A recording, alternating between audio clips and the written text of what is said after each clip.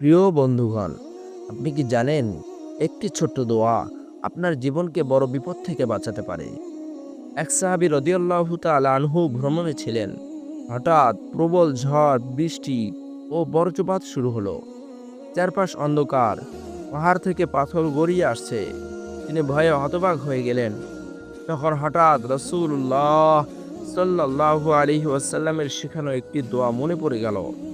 তিনি পড়লেন, হাসবিয়াল্লাহু লা ইলাহা ইল্লাহু আলাইহি তাওয়াক্কালতু ওয়া হুয়া রাব্বুল আরশিল আযীম। হাসবিয়াল্লাহু লা ইলাহা ইল্লাহু আলাইহি তাওয়াক্কালতু ওয়া হুয়া রাব্বুল আরশিল আযীম। অতঃপর অলৌকিকভাবে ঝড় থেমে গেল, বিপদ কেটে গেল।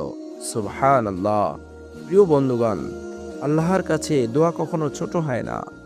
অন্তরে দৃঢ় বিশ্বাস নিয়ে ডাকলেই তিনি আমাদের রক্ষা করেন।